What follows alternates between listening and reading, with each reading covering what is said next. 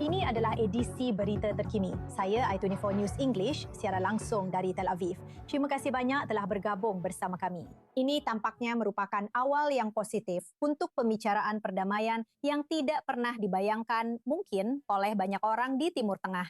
Pertemuan bersejarah selama 2 jam antara Israel dan Lebanon di Washington. Negara-negara tetangga di Timur Tengah ini mengadakan pembicaraan langsung pertama mereka dalam 50 tahun.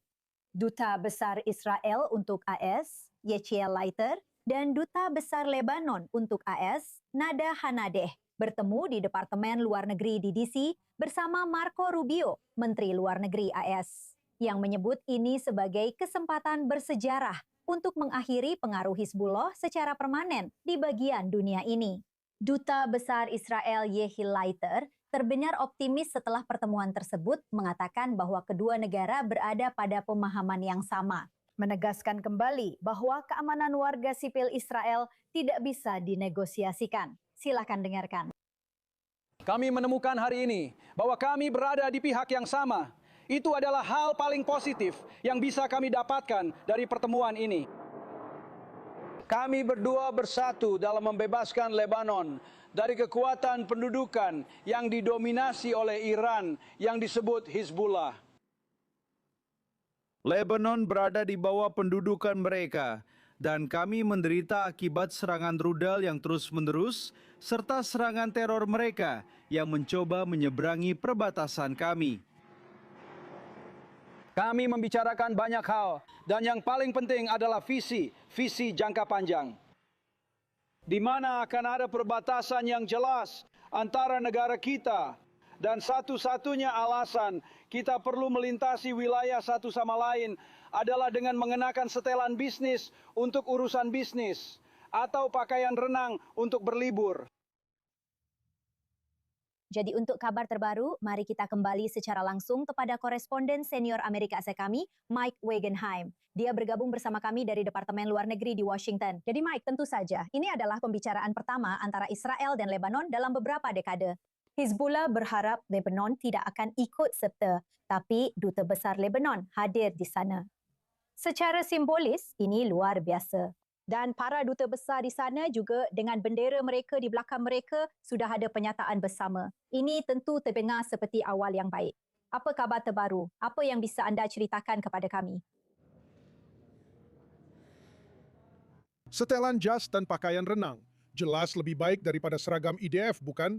Sungguh pemandangan yang menarik yang ditampilkan oleh Duta Besar Yechiel Leiter. Ngomong-ngomong, foto yang diambil sebelum pertemuan dimulai hari ini, seharusnya ada seseorang di antara Duta Besar Israel dan Lebanon. Pada akhirnya, mereka menukar posisinya. Mereka berdiri berdampingan, seolah-olah menetapkan suasana untuk pertemuan itu dan bagaimana melanjutkannya di sana. Ya, pernyataan bersama memang baru saja dikeluarkan. Saya akan membacakan beberapa poin penting dari pernyataan itu. Ini sekali lagi pernyataan bersama antara Amerika Serikat, Israel, dan Lebanon. Amerika Serikat mengucapkan selamat kepada kedua negara atas apa yang mereka sebut sebagai tonggak sejarah dan menyatakan dukungannya untuk mengakhiri pengaruh berlebihan Iran di Lebanon, pengaruh yang terlalu mendominasi. Kutipannya, Amerika Serikat menegaskan bahwa setiap negosiasi harus dilakukan berdasarkan prinsip Amerika pada dasarnya. Kita akan membahas lebih lanjut tentang itu sebentar lagi. Sementara itu, pihak Israel menyatakan dukungannya. Sebuah komitmen lebih tepatnya untuk bekerja sama dengan pemerintah Lebanon guna mencapai tujuan-tujuan yang telah ditetapkan di sini, termasuk keamanan bagi masyarakat kedua negara dan perdamaian yang langgeng yang akan memperkuat keamanan kawasan. Pernyataan dari pihak Lebanon sedikit lebih hangat-hangat kuku. Itu mungkin hanya ditujukan untuk basis domestik mereka, tetapi mereka menegaskan kembali perlunya segera melaksanakan resolusi Dewan Keamanan yang seharusnya melucuti senjata Hizbullah dan menekankan prinsip-prinsip integritas wilayah. Sedikit lebih diplomatis dari pihak Lebanon. Namun secara keseluruhan, semua pihak menurut pernyataan tersebut sepakat untuk memulai negosiasi langsung pada waktu dan tempat yang disepakati bersama.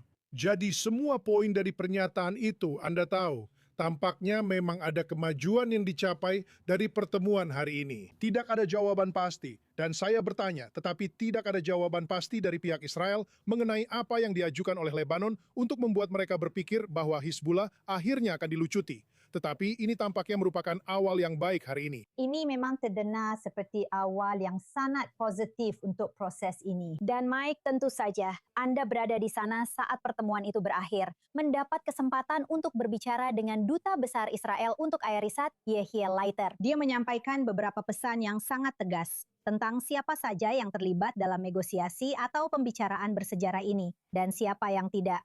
Ceritakan lebih lanjut. Ya, dia mengatakan itu dalam perjalanan menuju mobilnya setelah konferensi persnya selesai. Dia ditanya tentang pengaruh Presiden Trump dalam negosiasi ini dan seberapa penting faktor tersebut. Dia mengatakan itu sangat besar. Keterlibatan Trump dalam hal itu sangat besar.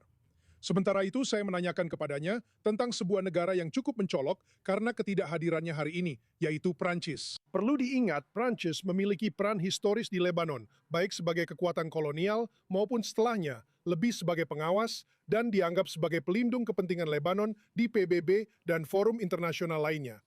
Prancis sama sekali tidak terlihat ketika pertemuan khusus hari ini berlangsung. Saya bertanya kepada Duta Besar Leiter, apakah itu karena upaya dari Israel, dan dia sangat jelas dalam jawabannya. Berikut Yehiel Leiter tadi setelah pertemuan dengan pihak Lebanon.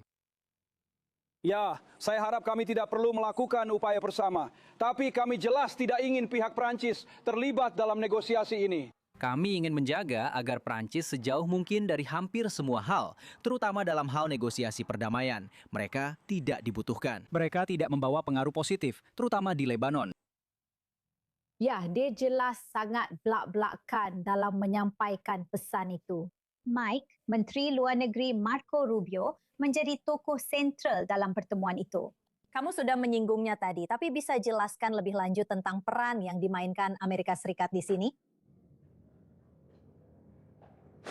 Saya rasa sangat penting untuk melibatkan menteri secara langsung dalam pertemuan hari ini. Kemarin kami belum mendapat jawaban pasti soal ini saat pertama kali bertanya, karena pertemuannya akan diadakan sore hari ketika Menteri Rubio ada urusan lain. Mereka memajukan jadwalnya, kemungkinan agar beliau punya kesempatan untuk hadir dan kemudian pergi. Tapi jelas, hal ini membutuhkan sudut pandang yang berbeda dan juga kepemimpinan yang berbeda untuk jalur yang satu ini. Dan sejujurnya, Anda tahu, hal ini sudah berpindah tangan ke berbagai orang di Departemen Luar Negeri selama setahun terakhir. J.D. Morgan Ortegas terlibat sebagai wakil utusan khusus untuk Timur Tengah untuk sementara waktu. Lalu tugas itu diserahkan kepada Tom Barrack, yang memiliki sejumlah peran yang terus berkembang di Turki dan Suriah dan sekarang di Irak. Dan ini semacam menjadi salah satu portofolio yang tak benar-benar ada, yang mengambil alih lalu terus menanganinya, entah karena alasan apapun. Fakta bahwa Menteri Luar Negeri turun tangan hari ini dan mengambil alih kendali adalah indikasi yang sangat jelas tentang betapa pentingnya hal ini menurut pihak Amerika. Anda tahu, ini perlu ditangani dan diberikan perhatian yang memang dibutuhkan. Dalam pernyataan bersama hari ini, saya rasa ini juga patut dicatat. Disebutkan bahwa Amerika Serikat menegaskan bahwa setiap kesepakatan untuk menghentikan permusuhan harus dicapai antara kedua pemerintah dan dimediasi oleh Amerika Serikat, bukan melalui jalur terpisah apapun. Sekali lagi, harus ada yang benar-benar memegang isu ini jika masalah ini ingin diselesaikan ke depannya. Itu memang sangat berarti. Benar sekali Mike terkait hal itu. Apakah ada pertemuan lain yang direncanakan? Apa langkah selanjutnya? Apa yang akan terjadi? Ya, saat ia beranjak pergi setelah konferensi pers, Yehiel Leiter memang mengatakan bahwa pertemuan-pertemuan sudah direncanakan untuk beberapa minggu ke depan. Dan pernyataan bersama itu menyinggung tentang pembicaraan yang disepakati bersama pada waktu dan tempat yang juga disepakati bersama. Duta Besar Lebanon, Ahamede, juga menyinggung hal itu dalam pernyataan singkat yang dia keluarkan setelahnya, bahwa akan ada pembicaraan ke depannya meskipun agak samar kapan pembicaraan itu akan berlangsung. Tapi sekali lagi, semuanya perlu ditempatkan dalam konteks di sini. Fakta bahwa pembicaraan ini diadakan hari ini saja sudah sangat luar biasa, mengingat sudah puluhan tahun sejak Israel dan Lebanon berbicara secara terbuka di tingkat setinggi ini, bahkan di tingkat duta besar. Jadi fakta bahwa semua orang tampaknya tidak hanya bersedia, tetapi juga tampak antusias untuk melanjutkan keputaran pembicaraan berikutnya di sini, sangat patut dicatat dan semoga menjadi pertanda baik untuk hal-hal yang akan datang. Semoga memang begitu. Tentu saja menandakan adanya perubahan di kawasan ini. Koresponden senior IRSikan Mike Wagenheim, terima kasih banyak. Langsung dari Departemen Luar Negeri Amerika di Washington. Terima kasih Mike. Dan sekarang untuk informasi lebih lanjut tentang perkembangan ini. Senang sekali bisa menyambut Jonathan El-Kari, pakar hubungan Lebanon-Israel yang sekarang bergabung bersama kami dari Haifa. Jonathan, senang bertemu denganmu. Dan dengan berita yang begitu positif, sungguh menyenangkan melihat Duta Besar Lebanon untuk Erethat Ras duduk bersama Duta Besar Israel untuk Erethat Ras dan Marco Rubio, Menteri Luar Negeri, dengan bendera mereka di belakang mereka. Bagaimana perasaanmu tentang momen ini? Bahawa pertemuan ini akhirnya terjadi setelah sekian lama. Ya, ini adalah malam bersejarah yang luar biasa, Benita. Saya sangat senang sekali. Dan saya ingat ketika saya melihat gambar Duta Besar Israel dan Duta Besar Lebanon bersama Marco Rubio dan perwakilan lain dari Amerika Serikat, serta Duta Besar Amerika Serikat untuk Lebanon. Dan kamu tahu, saya langsung merasa sangat senang bisa menjadi saksi. Ini adalah sesuatu yang banyak orang Lebanon, termasuk saya, dan banyak orang Israel tidak pernah berpikir akan terjadi karena Hizbullah. Dan akhirnya kita melihat momen luar biasa ini yang semoga akan berlanjut dengan lebih banyak pertemuan yang sukses di masa depan. Untuk bekerja, seperti yang dikatakan Duta Besar Leitner, bekerja sama dengan pemerintah Lebanon untuk menetapkan perbatasan antara Lebanon dan Israel. Dan untuk memastikan bahwa Hizbullah tidak akan menjadi ancaman, bukan hanya bagi orang Israel, tetapi juga bagi orang Lebanon. Ini adalah momen yang menurut orang-orang yang saya ajak bicara, termasuk mereka yang sangat vokal di dunia maya, sudah lama dinantikan banyak warga Lebanon. Karena rasa takut yang dulu digunakan Hizbullah untuk mengendalikan masyarakat Lebanon, kini telah benar-benar hancur. Dan sekarang, tabu yang selama lebih dari 40 tahun terakhir coba dipertahankan. Hizbullah untuk mencegah pertemuan bersejarah malam ini atau hari ini, seperti yang kita katakan di Amerika Serikat, mereka telah berusaha keras untuk itu. Dan itu juga merupakan hal yang tabu bagi orang Israel untuk bertemu dengan orang Lebanon. Dan sekarang, akhirnya, pemerintah Lebanon mulai menegaskan posisinya. Tapi bersamaan dengan itu, juga muncul banyak pertanyaan. Salah satunya, Dan saya tahu bahwa orang Yahudi baru saja merayakan Pesach. Dan salah satu pertanyaan yang diajukan pada Seder adalah, apa yang membedakan malam ini dari malam-malam lainnya? Jadi apa yang membedakan pertemuan ini dari misalnya pertemuan yang sudah terjadi pada Mei 1983 ketika kita hampir menandatangani perjanjian damai antara Lebanon dan Israel pada 17 Mei 1983. namun, pada detik terakhir, Presiden Lebanon memutuskan untuk tidak menandatangani perjanjian damai tersebut. Dan secara tragis, kita melihat akibatnya hari ini dengan Hizbullah yang semakin mengakar dalam masyarakat dan politik Lebanon dan pada dasarnya mendikte negara tersebut.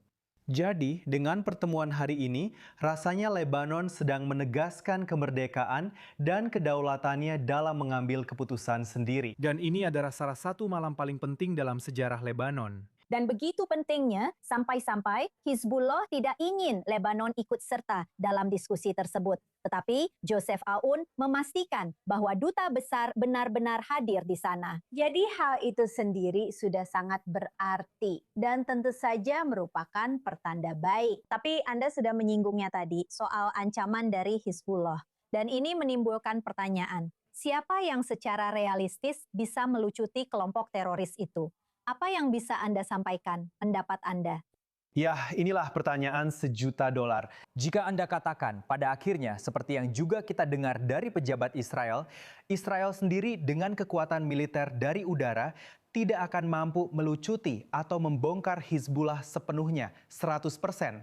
Jadi, Anda membutuhkan pasukan di darat. Dan juga soal Sungai Litani atau Sungai Zahrani ke titik-titik ini di selatan Lebanon, pertanyaannya adalah, jika Anda meminta Israel untuk memasang penghalang di sana, apakah itu akan menyelesaikan masalah Hizbullah? Dan jawaban sederhananya adalah tidak, karena Hizbullah juga bercokol di lembah Lebanon, juga di Beirut, juga di Lebanon Utara, di mana kita juga melihat serangan terjadi terhadap aset-aset Hizbullah di wilayah-wilayah ini. Jadi, pada akhirnya, itu harus menjadi tanggung jawab pemerintah Lebanon. Dan agar bisa mempercayai pemerintah Lebanon dengan melakukan hal itu, saya percaya bahwa selain kampanye militer yang dilakukan Israel di selatan Lebanon, seharusnya juga ada keterlibatan diplomatik di dalamnya. Itulah sebabnya saya sangat senang melihat hal itu, karena pada akhirnya Maaf, saya percaya bahwa ini juga merupakan kepentingan bersama Lebanon untuk menyingkirkan Hizbullah. Dan untuk melakukan itu, mereka perlu bekerja sama demi mencapai tujuan tersebut.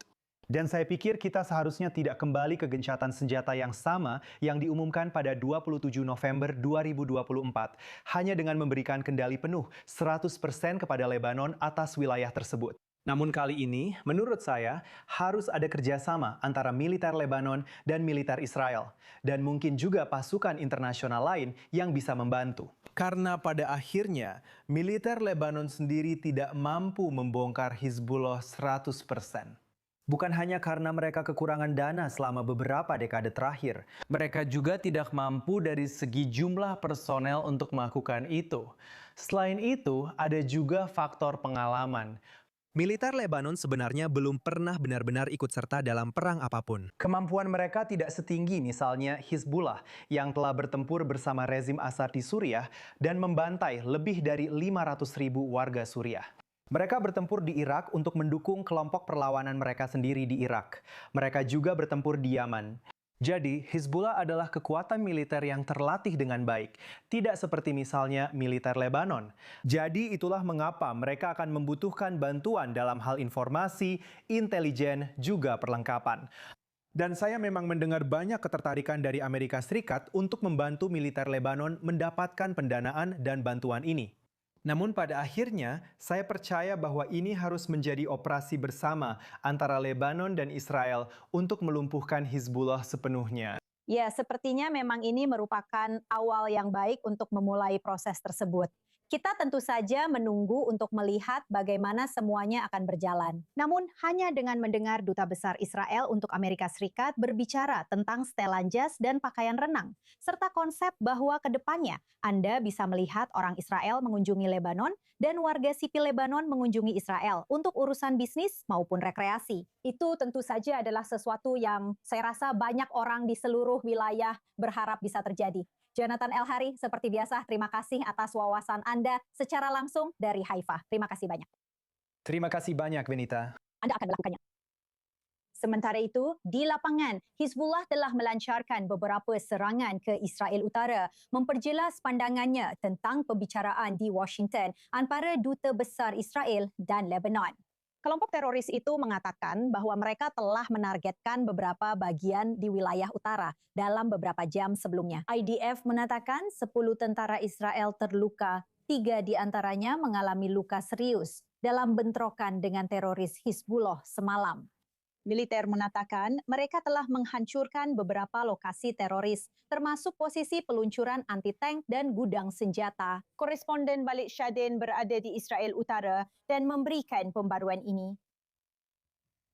Serangan terus-menerus oleh Hizbullah sejak pagi ini ke arah Galili Atas dan Galili Barat serta rentetan roket yang menargetkan kota Karmiel tanpa korban jiwa atau kerusakan. Dan dalam satu insiden drone jatuh di Naharia yang merupakan salah satu kota terbesar di Galilea Barat dan tidak menyebabkan kerusakan atau korban jiwa. Namun hal ini tentu saja menekankan bahaya dari serangan drone yang telah digunakan Hizbullah setiap hari. Dan kemarin mereka telah menggunakan drone ini lebih dari 30 kali menurut IDF. Di sisi lain, serangan udara dari Angkatan Udara Israel terus berlanjut dan hari ini desa Acit di Lebanon Selatan menjadi sasaran. IDF mengatakan bahwa Hizbullah berencana melancarkan serangan dari wilayah itu, wilayah yang sama di mana lebih dari 130 rentetan roket telah ditembakkan selama beberapa minggu terakhir. Dan hari ini wilayah itu juga menjadi sasaran. Wilayah lain di selatan juga menjadi target Angkatan Udara Israel. Namun, apa yang terjadi di lapangan jauh lebih penting. Pengepungan desa atau kota Binti Jbel yang berjarak sekitar 5 hingga 6 km dari perbatasan Israel. Kami melihat hari ini IDF mengumumkan bahawa 10 tentaranya terluka akibat konfrontasi dengan para pejuang Hizbullah. Di sisi lain, beberapa jam setelah itu, para tentara telah menghadapi para pejuang yang menargetkan mereka dan membunuh mereka.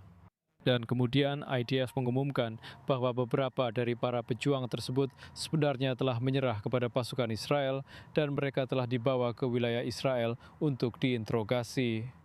Dan ini bukan pertama kalinya kita melihat para pejuang Hizbullah ditangkap dan dibawa ke wilayah Israel.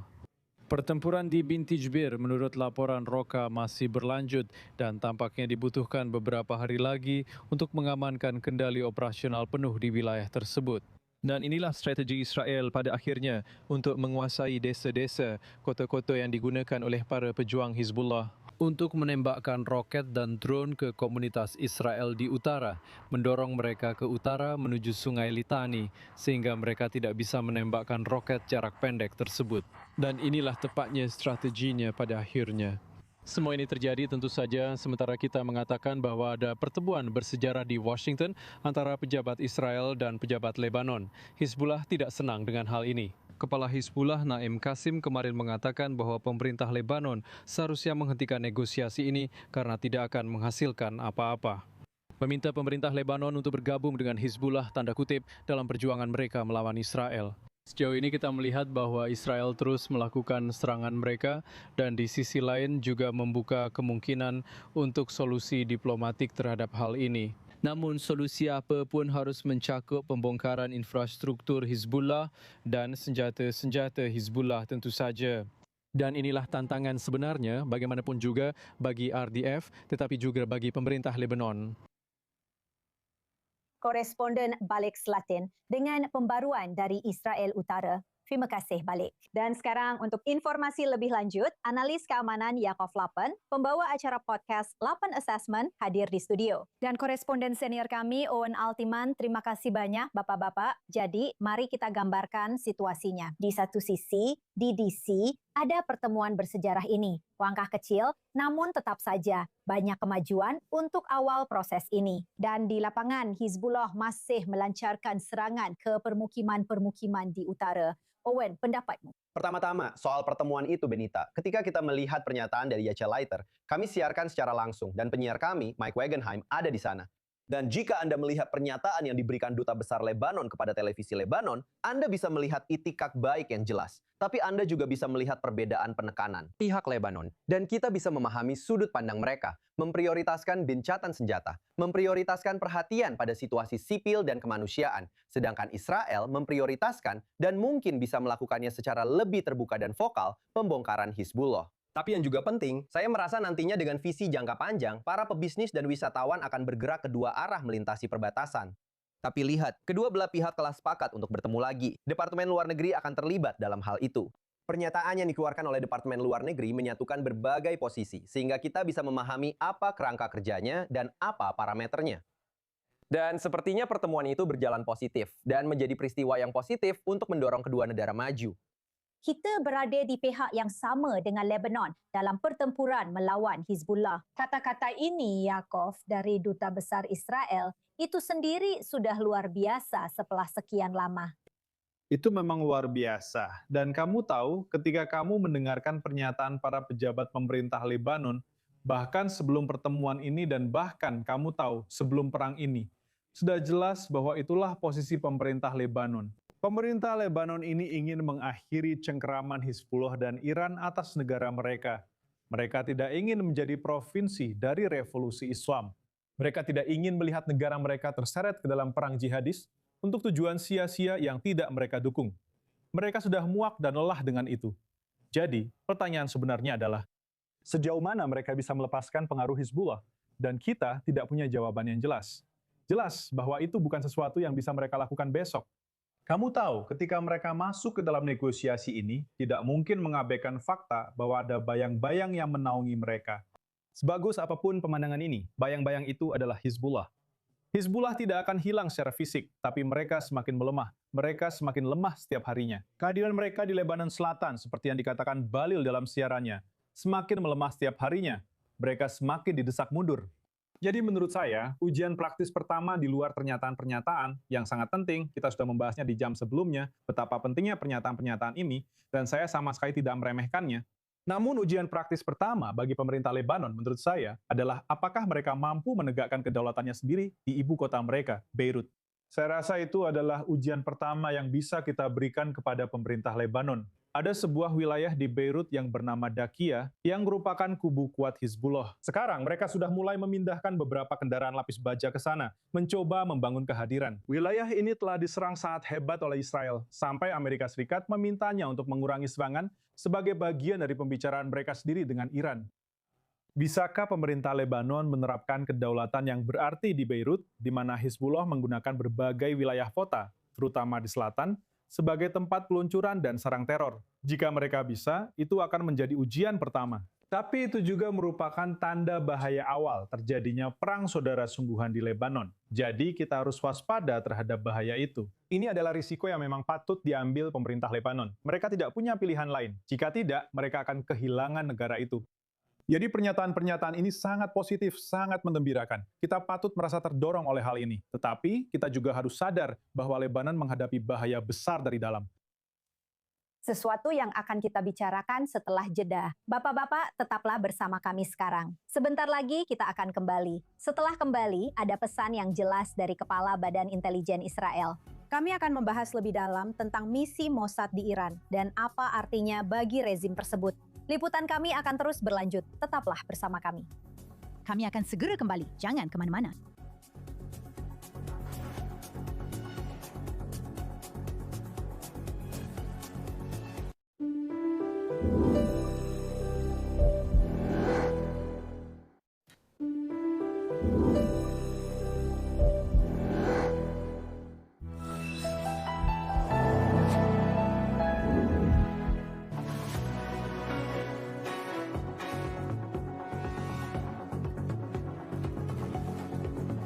Selamat datang kembali di edisi berita terkini ini. Saya Hamilton. Terima kasih banyak telah tetap bersama kami. Sebuah pesan yang jelas dari Kepala Mata-Mata Tertinggi Israel. Direktur Mossad David Barney mengatakan misi di Iran belum selesai sampai rezim tersebut tumbang. Kepala Badan Intelijen Israel mengatakan bahwa para agen Israel bekerja di jantung kota Teheran dan dia memperingatkan bahwa kampanye ini masih berlangsung. Silahkan dengarkan. 40 hari pertempuran sengit membawa pencapaian yang sangat signifikan. Yang paling menonjol adalah pukulan terhadap tujuan utama musuh, yaitu penghancuran negara Israel. Mossad kembali beroperasi di jantung kota Teheran. Kami membawa intelijen yang akurat untuk angkatan udara, dan kami menghantam rudal-rudal yang mengancam warga Israel. Tapi misi kami belum selesai. Kami tidak berpikir bahwa misi ini akan selesai segera setelah pertempuran berakhir. Kami sudah memperkirakan bahwa kampanye kami akan berlanjut setelah serangan di Teheran berakhir, dan kami telah mempersiapkan diri untuk ini. Komitmen kami baru akan selesai setelah rezim ekstremis ini digantikan. Rezim yang ingin menghancurkan kami, ini harus lenyap dari dunia ini. Ini adalah misi kami, dan kami tidak akan tinggal diam menghadapi ancaman eksistensial lainnya. Jadi, personel seperti apa yang dibutuhkan untuk menegakkan blokade di Selat Hormuz? Lebih dari 10,000 pelaut marinir dan penerbang Amerika bersama dengan lebih dari selusin kapal perang dan puluhan pesawat sedang melaksanakan misi untuk menghentikan kapal-kapal yang masuk dan keluar dari pelabuhan Iran. CENTCOM mengatakan selama 24 jam pertama, tidak ada kapal yang berhasil melewati blokade Amerika Serikat. Semua ini terjadi tentu saja setelah gagalnya pembicaraan antara Amerika Serikat dan Iran di Pakistan pada akhir pekan lalu. Sekarang, Presiden Donald Trump memberi isyarat bahwa kedua pihak bisa melanjutkan negosiasi 2 hari lagi. Saya, Joe Brown, akan memberikan detailnya. Blokade telah dimulai. Sebagai tanggapan atas blokade Iran di Selat Hormuz, yang telah menjadi duri dalam daging bagi Amerika sejak awal perang, sekitar 15 kapal militer telah mengepung pelabuhan-pelabuhan Iran dengan mengatakan mereka tidak akan membiarkan apapun melewati jalur air yang sempit itu. Iran mengatakan bahwa mereka akan membalas Angkatan Laut Amerika Serikat jika mereka memblokir kapal-kapal Iran yang melewati selat tersebut. Namun Presiden Donald Trump mengatakan bahwa ia yakin Iran tidak memiliki kemampuan militer dan angkatan laut untuk melakukan hal tersebut setelah operasi Amerika yang berlangsung selama 5 minggu. Wakil Presidennya J.D. Vance, yang baru saja kembali dari pembicaraannya dengan pihak Iran di Islamabad, menyebutnya sebagai mata ganti mata. Mereka pada dasarnya mengancam setiap kapal yang melintasi Selat Hormuz. Nah, seperti yang ditujukan oleh Presiden Amerika Serikat, bukan cuma mereka yang bisa bermain seperti itu. Dan jika pihak Iran akan mencoba melakukan terorisme ekonomi, kami akan mematuhi prinsip sederhana bahwa tidak ada kapal Iran yang bisa keluar juga. Iran memiliki 8 pelabuhan utama di sekitar kawasan Teluk, yang terbesar adalah Bandar Abbas, terletak di Selat Hormuz, di mana 20% pasokan minyak dunia melewati jalur transit tersebut. Namun meskipun ada blokade Amerika, total 4 kapal yang terkait dengan Iran dilaporkan berhasil melewati selat tanpa terdeteksi, termasuk Rijtari, sebuah kapal tanker Tiongkok yang telah dikenai sanksi oleh Amerika Serikat. Kemungkinan besar mereka tidak terdeteksi karena adanya pemalsuan sinyal GPS. Setelah pembicaraan hari Sabtu di Islamabad berakhir tanpa kesepakatan, Reuters melaporkan bahwa kemungkinan akan ada putaran kedua diskusi pada penghujung minggu ini atau awal pekan depan. Tapi, apakah akan ada hasil dari ini? Menurut fans, semuanya tergantung pada Iran. Namun, agar Iran bisa menjadi negara yang normal secara ekonomi, Iran harus menjadi negara yang normal dari sudut pandang tidak mengejar senjata nuklir dan juga harus menjadi negara yang normal dengan tidak terlibat dalam terorisme. Jadi, menurut saya, sebenarnya ada kesepakatan besar yang bisa dicapai di sini. Tapi menurut saya, semuanya tergantung pada pihak Iran untuk mengambil langkah selanjutnya. Dan jika pembicaraan ini juga tidak membuahkan hasil, gencatan senjata akan berakhir dan kemungkinan besar akan terjadi eskalasi dari kedua belah pihak. Untuk informasi lebih lanjut, analis keamanan Yakov Lepen dan koresponden senior kami Owen Altaman masih berada di studio. Jadi Owen, sepertinya menurut petunjuk dari Presiden Amerika Serikat, pembicaraan ini bisa dilanjutkan di Pakistan dalam 2 hari ke depan. Apa yang akan berbeda kali ini? Saya rasa kedua pihak sudah memahami posisi satu sama lain. Fakta bahwa mereka terus melanjutkan menunjukkan adanya ketertarikan dari masing-masing pihak, setidaknya untuk terlihat membuat kompromi. Mungkin untuk konsumsi internal, mungkin juga untuk konsumsi eksternal. Mungkin orang-orang Iran ingin memberikan kesan kepada Tiongkok, Amerika Serikat, dan beberapa sekutunya yang tidak sabar. Dan sekali lagi, mengenai opini publik di kedua negara, terutama di Amerika Serikat, di mana Donald Trump berada dalam sistem demokrasi dan harus bertanggung jawab pada tingkat tertentu, baik melalui dirinya sendiri maupun partainya kepada publik. Mereka mengatakan gencatan senjata selama 2 minggu. Pembicaraan ini berlangsung di tengah-tengahnya. Dan meskipun ada semua sandiwara setelah pembicaraan pertama dan dugaan kegagalan, bahkan di sana kedua pihak, Benina, masih meninggalkan peluang nyata untuk kembali bersama dan berbicara lagi. Jadi saya tidak berpikir ini mengejutkan jika ini terjadi lagi. Dan Donald Trump mengatakan dia menginginkannya di Pakistan. Dia menyukai marsikal lapangan Pakistan. Sementara itu, Yakov, ceritakan kepada kami tentang dampak perkembangan di Selat Hormuz terhadap apa yang mungkin terjadi di Islamabad dalam beberapa hari mendatang. Saat ini memang ada banyak tekanan terhadap Teheran. Ini adalah daya tekan yang sangat besar. Hal ini menyebabkan kerusakan ekonomi yang sangat besar di atas ekonomi yang sudah hancur karena perang dan di atas ekonomi yang pada dasarnya sudah kacau sebelum perang. Jadi jika semua ini digabungkan, pada dasarnya ini adalah ancaman eksistensial bagi rezim Republik Islam. Sekarang, mari kita juga ingat bahwa blokade ini adalah sesuatu yang dimiliki oleh Amerika Serikat, baik personel, aset angkatan laut, maupun angkatan laut terbesar di dunia. Mereka bisa mempertahankan ini dalam waktu yang lama. Orang-orang Iran akan tertarik untuk mengakhiri hal ini secepat mungkin. Itulah yang ingin mereka lakukan. Dan kita sedang membicarakan hal ini. Mari kita ingat bahwa tidak semua orang, tapi banyak yang mengatakan beberapa hari yang lalu bahwa Iran pada dasarnya mengalahkan Amerika Serikat dengan memblokir Selat Hormuz. Dan sekarang tidak ada strategi yang jelas. Dan tidak, CENTCOM sudah merencanakan skenario ini selama bertahun-tahun. Dan sekarang kita melihat hasil dari perencanaan itu. CENTCOM telah mengambil alih kendali Selat Hormuz. Orang-orang Iran bahkan tidak memiliki aset udara untuk melihat apa yang terjadi di Selat Hormuz. Untuk melakukan itu, Anda harus memiliki gambaran situasi maritim. Anda perlu memiliki pesawat terutama dan satelit yang beroperasi di atas Selat Hormuz ini untuk melihat di mana kapal-kapal berada jika Anda bahkan ingin menargetkan mereka. Orang-orang Iran bahkan belum memiliki itu pada tahap ini. Orang-orang Amerika punya banyak. Jadi pada akhirnya, kita melihat kartu ini, daya tekan yang dikira dimiliki Iran sedang direnggut dari mereka. Apa yang tersisa bagi mereka? Tidak banyak rudal. Mereka masih punya sisa-sisa kemampuan peluncuran rudal mereka, tapi itu hanya bayangan dari apa yang dulu mereka miliki. Kamu tahu, sebagian besar kapasitas militer mereka telah dihantam habis-habisan. Jadi mereka kehabisan pilihan. Dan itulah sebabnya kita melihat mereka di meja perundingan, mencoba membebaskan diri dari cengkraman ini.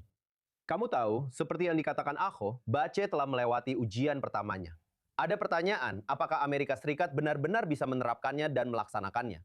Dari semua informasi yang kita miliki, ujian itu telah dilewati sekarang. Lebih dari sehari sejak blokade dimulai. Mungkin akan ada beberapa tantangan ke depan. Pemeriksaan seperti itu memang rumit. Beberapa kapal ini tampaknya mencoba menyembunyikan kemana mereka mungkin telah pergi.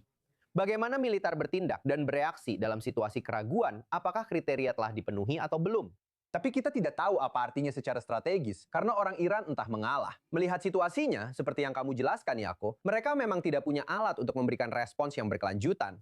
Atau mereka bisa mencoba meningkatkan eskalasi, bahkan secara asimetris, dengan meningkatkan jenis target yang mereka ancam dan gunakan di Teluk. Tapi itulah yang kami bahas. Mereka jelas bisa menyerang Teluk dengan rudal balistik.